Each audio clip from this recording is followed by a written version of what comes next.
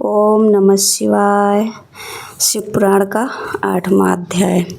ब्रह्मा जी ने कहा, हे नारद, मेरे तथा विष्णु द्वारा की गई स्तुति को सुनकर भगवान सदाशिव ने मुस्कुराते हुए इस प्रकार कहा, हे ब्राह्मण तथा हे विष्णु, तुमने हमारी माया के मोह में पड़कर परस्पर युद्ध किया और अंत में हमने तुम दोनों को अपना भक्त जानकर अपना लिंग स्वरूप प्रकट किया, जिसे तुम दोनों में कोई नहीं पहचान सका। अब तुम्हें यह उचित है कि पारस्परिक विरोध भाव को त्याग कर तुम दोनों ही अहंकार को नष्ट कर दो और वह कार्य करो जिसकी हम तुम्हें आज्ञा देते हैं। हे नारद, इतना कहकर भगवान सदाशिव ने श्वास के मार्ग द्वारा मुझे संपूर्ण वेद पढ़ा दिए। तदुपरांत वे 5 मंत्र भी बताए जिनमें संपूर्ण विद्याएं अंतर्निहित हैं। उन्होंने सर्वप्रथम प्रणव की शिक्षा दी, जिसके अक्षर वेद कहलाते हैं। शिव जी का सर्वप्रथम वाक्य वही है। तदुपरांत उन्होंने 24 अक्षरों में युक्त वेदों की माता गायत्री का उपदेश दिया। फिर महामृत्युंजय मंत्र की शिक्षा देने के उपरांत उस चिंतामणि मंत्र को सिखाया जो भक्तों को महान सुख देता है। उस वेद तथा मंत्रों को पढ़कर हमें अत्यंत प्रसन्नता प्राप्त हुई। उस समय मैं तथा विष्णु जी कृतज्ञता भरी दृष्टि से उन महेश्वर भगवान की ओर देखने लगे और दर्शन के उस आनंद में आपूर्ण निमग्न हो गए। उस परम प्रभु के दर्शन से हमें जो सुख प्राप्त हुआ उसका वर्णन किसी भी प्रकार नहीं किया जा सकता। हमारे इस अनन्य प्रेम को देखकर भगवान महेश्वर को भी बहुत प्रसन्नता हुई। तब उन्होंने मुझसे यह कहा, हे ब्रह्मा, तुम धन्य हो जो तुम्हें मेरी कृपा से संपूर्ण सृष्टि का स्वामी होने का सौभाग्य प्राप्त हुआ है। अब तुम मेरी आज्ञा स्वीकार कर सृष्टि करो। मुझसे यह कहकर फिर वे विष्णु की ओर देखते हुए बोले, हे विष्णु, तुम सृष्टि का पालन करने के अधिकारी हो। तुम हमें वेद का स्वरूप जानो और वेद में जो कुछ लिखा है उसे हमारी आज्ञा मानकर स्वीकार करो। हे नारद, भगवान त्रिशूलपाणी की आज्ञा सुनकर हम दोनों ने उनसे प्रार्थना करते हुए कहा, हे प्रभु, हमें आपकी आज्ञा स्वीकार है, परंतु हम यह चाहते हैं कि आप स्वयं भी कोई अवतार ग्रहण कर हमारी सहायता करते रहें। तीनों लोगों का पालन करने के पश्चात अंत अर्थात प्रलय का अधिकार आप अपने पास रखें। हमारी यही मनोरथ है। इतना कहकर हम दोनों मौन हो गए।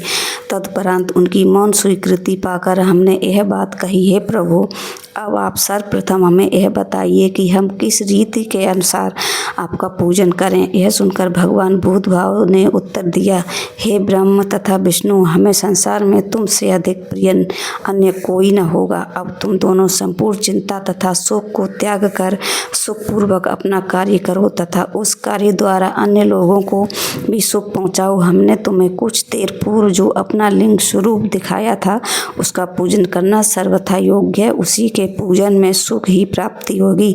उस लिंग की उत्पत्ति का भेद यह है कि संपूर्ण संसार जिस क्षेत्र में लीन हुआ है उसी को लिंग कहते हैं। अस्तु ऐसे लिंग के पूजन से इस लोक तथा परलोक में सुख प्राप्त होता है। लिंग के पूजन की महिमा अनंत है। तुमने जो हमसे अवतार ग्रहण करने की प्रार्थना की है उसके संबंध में यह जान लो कि समय आने पर हम स्वयं ही प्रकट होकर आवेंगे। हमारे उस अवतार का नाम रुद्र होगा।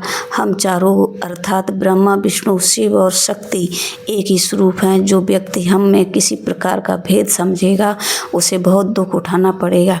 इतना कहकर भगवान सदाशिव ने एक बड़े गुप्त भेद को प्रकट करते हुए मुझसे कहा, यह भेद वेद में भी अधिक गुप्त है, अर्थात हम सगुण रूप में शिव और शक्ति 2 नामों से प्रकट होते हैं तथा तीनों गुणों द्वारा ब्रह्मा, विष्णु एवं शिव नामक देवताओं के रूप में अलग अलग प्रकट होते हैं। किसी कल्प में पहले विष्णु फिर ब्रह्मा तत्परांत रुद्र की उत्पत्ति होती है, तो किसी कल्प में पहले शिव फिर विष्णु और तत्पश्चात ब्रह्मा की उत्पत्ति होती है।